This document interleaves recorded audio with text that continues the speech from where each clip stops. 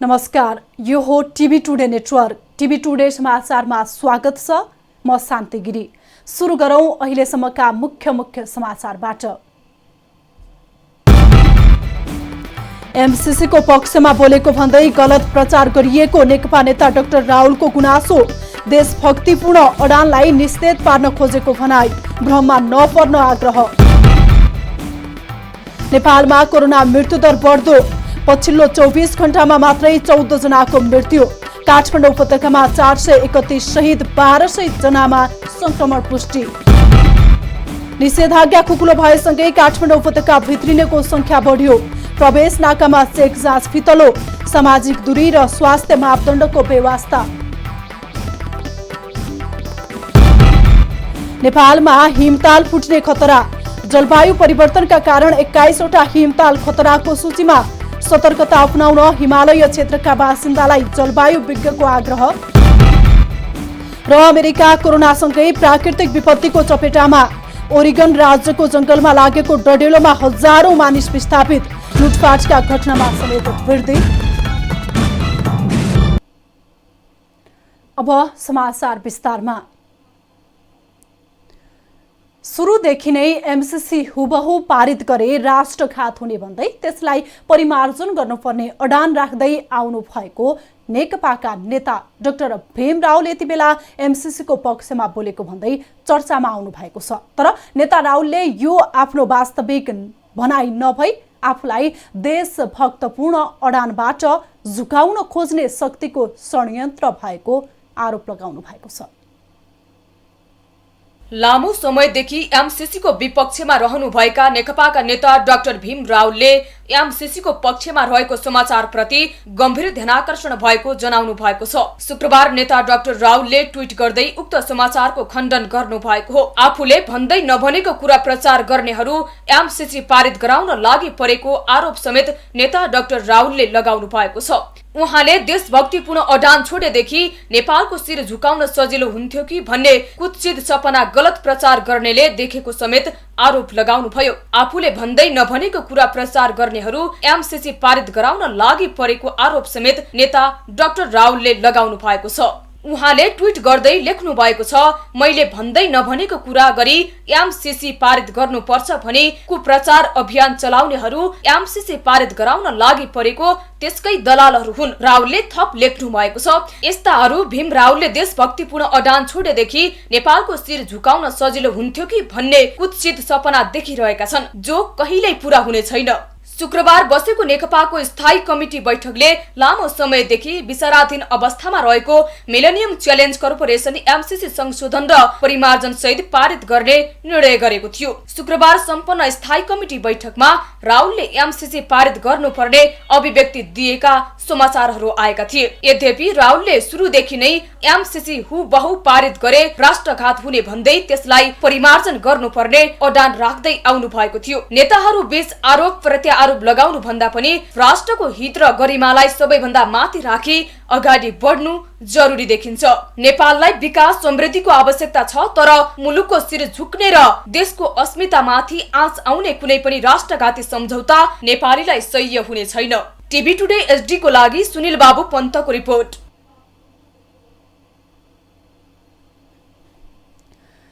नेपालमा कोरोनाका कारण थप 14 जनाको मृत्यु भएको छ। स्वास्थ्य तथा जनसङ्ख्या मन्त्रालयका अनुसार आज 3 महिला र 11 पुरुषको कोरोनाबाट मृत्यु भएको हो। आजसम्म कोरोनाबाट मृत्यु हुनेको संख्या 336 पुगेको छ। आज 1201 जना नयाँ संक्रमित थपिएका छन्। 10,176 पीसीआर परीक्षण भएकोमा महिला 416 र पुरुष 875 जनामा कोरोना संक्रमण देखिएको हो। काठमाडौँमा 377, ललितपुरमा 37 र भक्तपुरमा 16 जनामा संक्रमण देखिएको छ। यो सँगै नेपालमा कुल संक्रमितको संख्या 53,120 पुगेको छ। आज 842 जना संक्रमित निको भएर घर फर्किएका छन्। आजसम्म 37,524 जना संक्रमित निको भएर घर फर्किसकेका छन्। म्याग्दीमा डेङ्गु संक्रमण बढेको छ। गत वैशाख यता 50 जना डेङ्गुका बिरामी भेटिएको बेनी अस्पतालले जनाएको छ। अस्पतालका अनुसार यस वर्ष जिल्लाको धौलागिरी गाउँपालिका बाहेकका 5वटै स्थानीय तहमा डेङ्गुका बिरामी भेटिएका छन्। यही भदौ 11 गतेपछि जिल्लामा 11 जनामा डेङ्गु संक्रमण भेटिएको अस्पतालले जनाएको छ। जिल्लाको उच्च पहाडी क्षेत्रमा समेत लामखुट्टेको टोकाइबाट हुने डेङ्गु संक्रमणको समस्या देखिएपछि बिरामीको नमुना संकलन गरेर थप परीक्षणका लागि काठमाडौँ पठाइएकोमा डेङ्गु नै पुष्टि भएको स्वास्थ्य कार्यालय म्याग्दीले जनाएको छ। काठमाडौँ उपत्यकामा दिनदिनै कोरोना संक्रमणको दर बढ्दै गए पनि उपत्यका भित्रिने नाकाहरूमा चेक जाँच फितलो बन्दै गएको छ। चेक जाँचमा खटिएका सुरक्षाकर्मीले मन लागे कागजपत्र हेर्ने र मन लागे नहेर्ने पठाउने गरेको दृश्य नागढुङ्गा नाकामा देखिन्थ्यो। 4 महिना लामो लकडाउनको अन्त्य भएपछि जारी भएको निषेधाज्ञा 22औं दिनपछि काठमाडौँ उपत्यकामा केही खुकुलो भएको छ। नाकाहरूमा पनि चेक जाँच फितलो बन्दै गएको छ। विगत भन्दा निषेधाज्ञापछि केही कडाई गरिएको चेक जाँच निषेधाज्ञा खुकुलो भएसँगै फितलो बन्दै गएको छ। प्रहरीले अहिले अत्यावश्यक मालवाहक सवारी मात्रै उपत्यका भित्रिन दिइरहेको छ। खाद्यान्न, तरकारी र फलफूल, दूध, दुग्धजन्य पदार्थ बोकेका सवारी र मासुजन्य सामग्री बोकेका सवारीहरू मात्रै भित्रिन दिए पनि चेक जाँच फितलो देखिएको छ। तर शनिबार नागढुङ्गा नाका भएर भित्रिने सवारीहरू प्रहरीले चेक जाँच गर्दा स्वास्थ्य सुरक्षाका मापदण्ड नै पालना नगरेको पाइयो।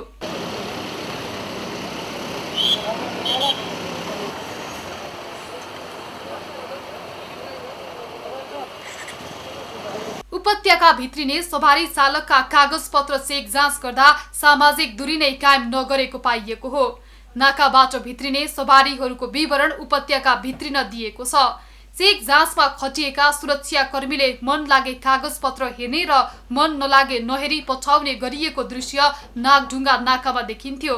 उपत्यका नगरपालिका मेयर फोरमले संक्रमितको संख्या दिन प्रतिदिन बढ्दै गएकाले नाकामा कडाई गर्न आग्रह गर्दा पनि त्यो हुन सकेको छैन। यात्रुवाहक सवारीलाई प्रवेश दिएको छैन। सरकारले नै जिल्लाभित्र मात्रै छोटो दूरीका सवारी सञ्चालनको अनुमति दिएको छ।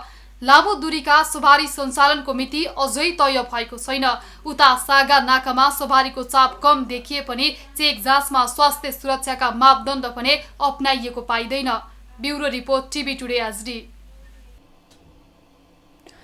कोरोना भाइरसको संक्रमणबाट बच्न रोग प्रतिरोधी क्षमता विकास गर्ने बहुउपयोगी आयुर्वेदिक वनस्पति गुर्जो रोप्ने क्रम बढ्न थालेको छ। अधिकार सम्पन्न बागमती सभ्यता एकीकृत विकास समितिले गुहेश्वरी परिसरमा शनिबार गुर्जो रोपण कार्यक्रम सम्पन्न गरेको छ। गुर्जो औषधि भएकाले यसको प्रचार प्रसारका साथै विस्तारका लागि गुर्जो रोपण गरेको जनाएको छ। कोभिड-19 को सन्दर्भमा जुन गुर्जोको बारेमा व्यापक प्रचार प्रसार छ, यसलाई अझ धेरै बढाउनु पर्ने र नेपालमा प्राप्त हुने गुर्जोको एउटा चाहिँ संरक्षण र विकास गर्न सकिन्छ र यो बागमती क्षेत्रलाई अझ हरियाली बनाउन सकिन्छ भन्ने एउटा अभियानका साथ आजको यो कार्यक्रम आयोजना गरियो र यो चाहिँ एउटा प्रतिनिधिमूलक कार्यक्रममा गुर्जो महत्त्वपूर्ण जडीबुटी भएकाले यसको सेवनले विभिन्न दीर्घ रोगहरू पनि धेरै मात्रामा कम हुने अभियन्ताहरूको भनाइ छ। अर्थात् रोगसँग लड्ने क्षमता बढाइन्छ। दोस्रो भनेको हाम्रो बडी स्ट्रेन्थ बढाइदिन्छ, अर्थात् हामीलाई यसले शारीरिक बल प्रदान गर्छ, सोर्स अफ इनर्जी हो। तेस्रो भनेको यसको नियमित सेवनले हाम्रा बडीका शरीरका टक्सिनहरू, फोहोरहरू, विकारहरूलाई बाहिर निकाल्दिने र हामीलाई स्वस्थ बनाउन काम गर्छ। यी तीनटा मेन फङ्सन, यसको मेन फाइदा गुर्जो हो, काम गरेको गुर्जो हो। र यिनै कारणले गर्दाखेरि अहिलेको कोभिड-19 कोरोना भाइरस लगायत हाम्रो जस्तोसुकै रुगा, खोकी, ज्वरो, सुगर भयो, हार्ट, लिभर, किडनीका भए, हाम्रा यो जति पनि जोइन्टका समस्या, पाइल्सका समस्याहरू छन्, छाला सम्बन्धी समस्या, आँखा सम्बन्धी समस्याहरू यावतसम्म। शनिबार भएको गुर्जो रोपण कार्यक्रममा काठमाडौँ क्षेत्र नम्बर 3 का सांसद कृष्ण बहादुर राई, सरकारका पूर्व मुख्य सचिव लीलामणि पौडेल लगायतको सहभागिता रहेको थियो। समाचारमा पालो छोटो विश्रामको।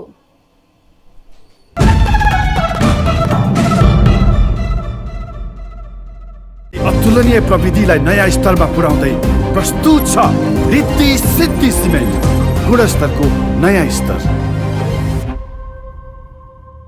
राइनो 500D तपाईको निर्माणलाई दिन्छ राइनो डक्टिलिटीको सुरक्षा। सुरक्षित निर्माणको लागि हाम्रो विश्वास rhino ductility. Isn't it amazing when the internet just works? For binge watcher to binge shoppers, for the dancing shoes to midnight truce, speed the juice. For the weird poses and funny noses, baking spaces to messy faces. We are Subisu Internet. Subisu, gig fiber, exceeding expectation.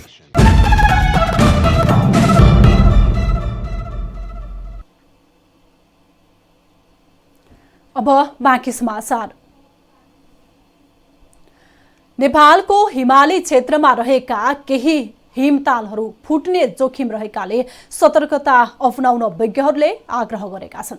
अन्तर्राष्ट्रिय एकीकृत पर्वतीय विकास केन्द्र र संयुक्त राष्ट्र संघीय विकास कार्यक्रमले सार्वजनिक गरेको प्रतिवेदनले हिमपात फुट्ने खतरा रहेको देखाएको हो। जलवायु परिवर्तनको कारण नेपालका 21 वटा हिमताल फुट्ने खतरा रहेकाले सतर्कता अपनाउन विज्ञहरूले आग्रह गरेका छन्।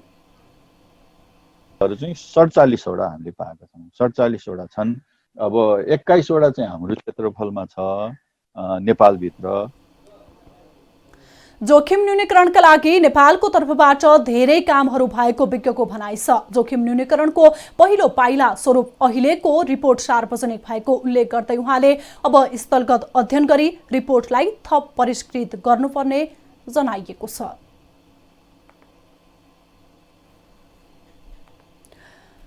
कोरोनाको महामारीका बीच पर्वतमा स्थानीय प्रजातिका लोकल कुखुराको व्यावसायिक पालनमा युवाहरू सक्रिय रूपमा लागि परेका छन्।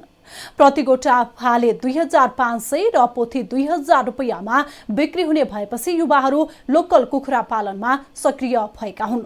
माग बढेपछि पर्वतका युवाहरूले लोकल कुखुरा पालनमा चासो देखाएका छन्। कोइलर र बोइलरको बजारमा लोकल जातको कुखुराको माग राम्रो भएपछि जिल्लाका युवाहरू व्यावसायिक लोकल जातका कुखुरा पाल्न थालेका हुन्।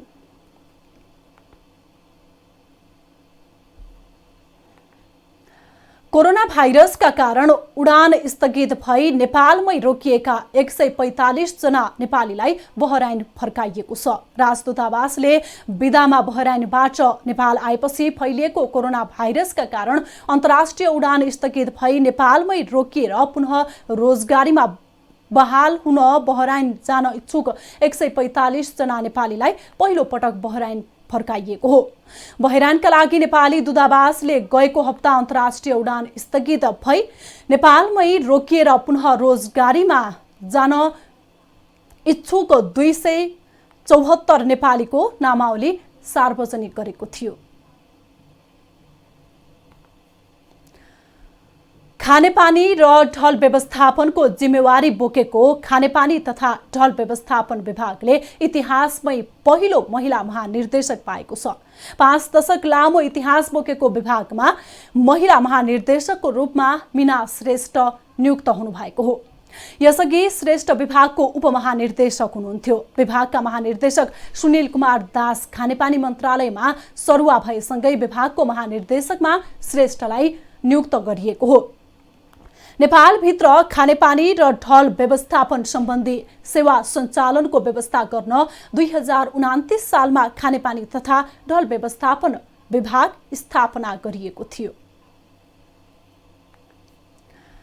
कैलालीको गोदावरी नगरपालिका वडा नम्बर 10, 11 र 12 का स्थानीयलाई चाख्ले खोलामा पुल नहुँदा आवत जावत गर्न निकै नै समस्या भएको छ। खोलामा पुल नहुँदा वर्षायाममा आउने बाढीका कारण खोला तर्न समस्या भएको स्थानीयको गुनासो छ। एक रिपोर्ट।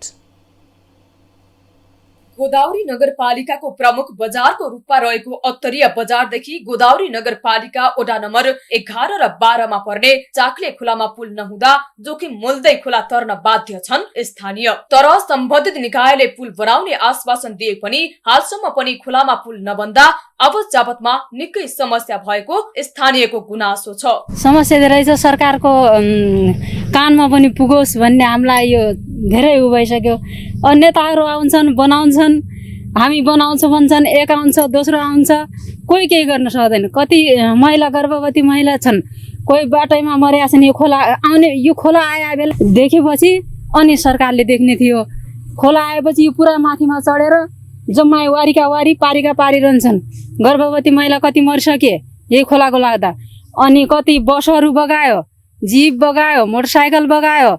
अनि यो सर्पले टोकेर कतिजना सर्पले टोकेर पारी नआउन सकेर बाटैमा यहीँनिर मरेका छन् त्यसरी। अनि यहाँको मेन समस्या भनेको हाम्रो यो चाक्ले खोला पुलै नै हो कि होइन? पुलै हो।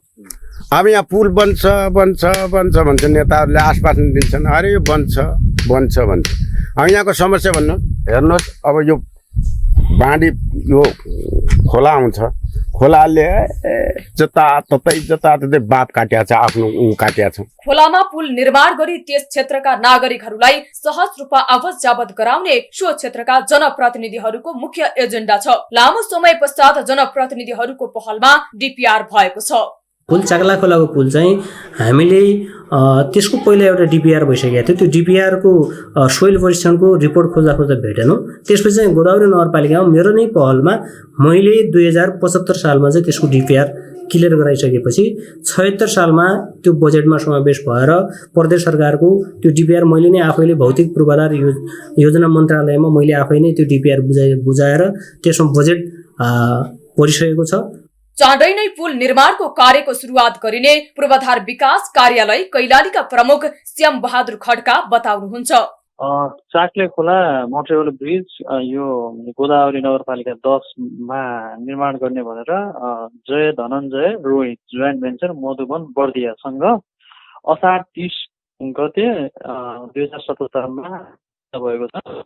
यसको सम्झौता रकम 1,72,81,078 रुपियाँ भ्याट र प्रोभिजनल सम सहितको हो र यसको निर्माण सम्पन्न गर्नुपर्ने चाहिँ असार 30 बाट 18 महिना भित्रमा सम्पन्न गर्नुपर्ने हो। र अहिले चाहिँ अब त्यो कन्ट्र्याक्टरसँग म्यानेजर मिटिङ गरेर काम सुरु गर्ने किसिमले चाहिँ अब यही आइतबारबाट सुरु गर्ने किसिमले चाहिँ हामीले कन्ट्र्याक्टरसँग कम्युनिकेसन गरिराखेका छौँ। पुल निर्माणका लागि जय धनञ्जय रोयल जेबी मधुबन बर्दियासँग 1,72,81,078 रुपियाँमा 18 महिना भित्रमा सम्पन्न गर्नुपर्ने सम्झौता भएको छ। कैलालीबाट अनिल पन्तको रिपोर्ट।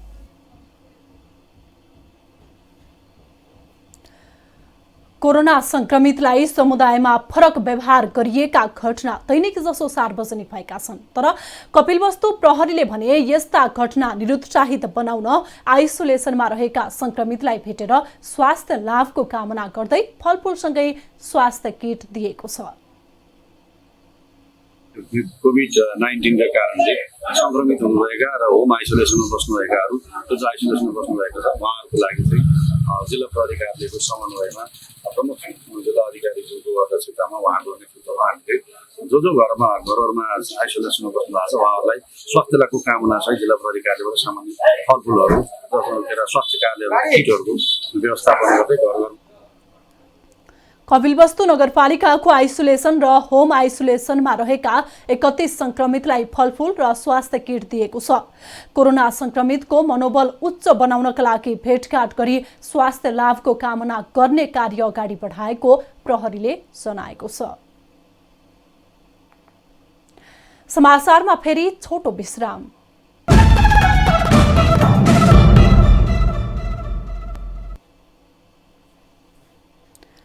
अब आर्थिक समाचार।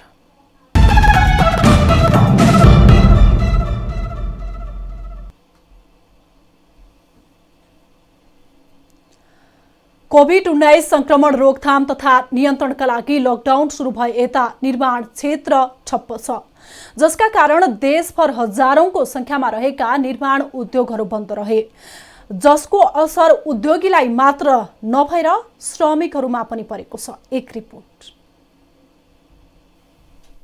कोभिड-19 संक्रमण रोकथाम तथा नियन्त्रणका लागि लकडाउन आदेश जारी हुँदा निर्माण क्षेत्रका इटा उद्योग, क्रसर उद्योग लगायतका उद्योगहरू पनि बन्द रहे।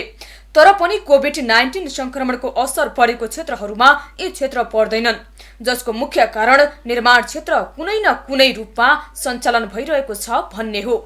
अन्य क्षेत्रमा परेको असरको प्रभाव निर्माण क्षेत्रमा पनि पर्ने क्रसर उद्योगी श्यामराज खड्का बताउनुहुन्छ। कोभिडको असर वैदेशिक रोजगारीमा परेको र रेमिट्यान्समा कमी आउँदा निर्माणका काम पनि कम हुन गई निर्माणजन्य उद्योगहरूमा असर पर्ने उहाँको भनाइ छ।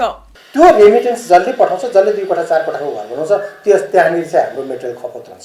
अब रेमिटेन्सको 30% घटेको हुनाले त्यो चाहिँ मतलब हाम्रो मार्केट पनि 30% घट्छ भन्ने हाम्रो एउटा हामी आधार हो। हाम्रो राज्यले पनि हामीलाई सहजीकरण गरिदिनु पर्यो र हामीले पनि राज्यको लागि यति बेला हेर्नुपर्ने कुराहरू र बुझ्नुपर्ने कुरा हामीले पनि यति बेला बुझ्नुपर्ने हामीहरू पनि दायित्व हो। यस्तै इटा उत्पादक संघका अध्यक्ष नातिभाइ हेमुवाले पनि लकडाउन सुरु भएपछि इटा उत्पादन ठप्प भएको बताउनुहुन्छ। काँचो इटा पोलले बाहेकका कुनै काम हुन नसकेको उहाँको भनाइ छ। हाम्रो इटा उद्योगमा 35,000 मान्छे प्रत्यक्ष संलग्न छ भक्तपुर जिल्लामा। त्यसमा अब कुनै डरभङ्गा इन्डियाको पनि मान्छे आउँछ। इन्डियाको एउटा भट्टामा के भने 60-70 जना हुन्छ। तिनीहरू फेरि एकजना एउटा इटा उद्योगमा काम गर्ने मान्छे यसैमा मात्रै बसिरहँदैन, भरे कुनै अरू भट्टामा जान्छ, कुनै अरू उद्योगमा जान्छ। त्यसकारण यिनीहरू मुभिङ भएर हिँडिरहने हुनाले हामीलाई सबभन्दा चिन्ता नै त्यही छ।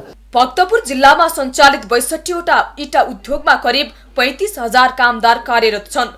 विभिन्न जिल्लाबाट र भारतबाट समेत कामदार ल्याउनु पर्ने भएकाले कोभिड-19 संक्रमणको व्यवस्थापनमा चुनौती रहेको अध्यक्ष नेमुवाले बताउनुभयो। कामदारहरू विभिन्न उद्योगमा पालै पालो काम गर्न जानुपर्ने भएकाले उद्योगभित्रै क्वारेन्टाइनमा राख्न समेत सम्भव नहुने उहाँले बताउनुभयो। त्यसैले सरकारले इटा उद्योगीहरूका लागि छुट्टै मापदण्ड बनाएर सञ्चालन गर्न दिनुपर्ने इटा उत्पादक संघको माग रहेको छ। Bureau report, TV today HD, Kathmandu. अब विश्व समाचार।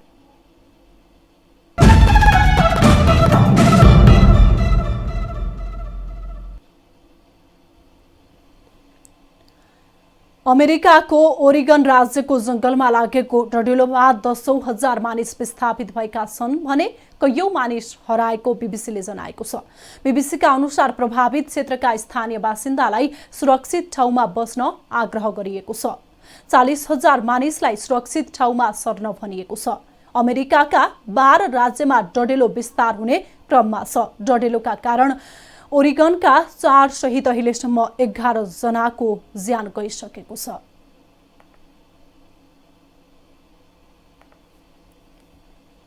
विश्वमा कोरोनाका कारण 9,20,000 भन्दा बढीको ज्यान गइसकेको छ। विश्वका 213 देशमा फैलिएको कोरोना भाइरसको संक्रमणबाट अहिलेसम्म 2,86,98,000 भन्दा बढीलाई कोरोना संक्रमण भएको छ। हालसम्म निको हुनेको संख्या 2,06,10,000 भन्दा बढी पुगेको छ।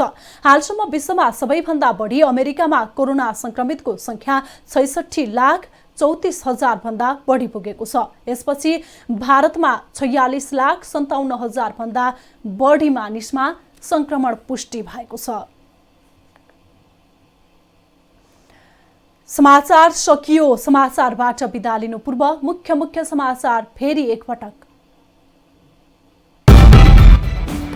एमसीसी को पक्षमा बोलेको भन्दै गलत प्रचार गरिएको नेकपा नेता डाक्टर राहुलको गुनासो। देशभक्तिपूर्ण अडानलाई निस्तेज पार्न खोजिएको भनाई, भ्रममा नपर्न आग्रह। नेपालमा कोरोना मृत्युदर बढ्दो, पछिल्लो 24 घण्टामा मात्रै 14 जनाको मृत्यु। काठमाडौँ उपत्यकामा 431 सहित 1200 नयाँ संक्रमित थपिए। निषेधाज्ञा खुकुलो भएसँगै काठमाडौँ उपत्यका भित्रिनेको संख्या बढ्यो।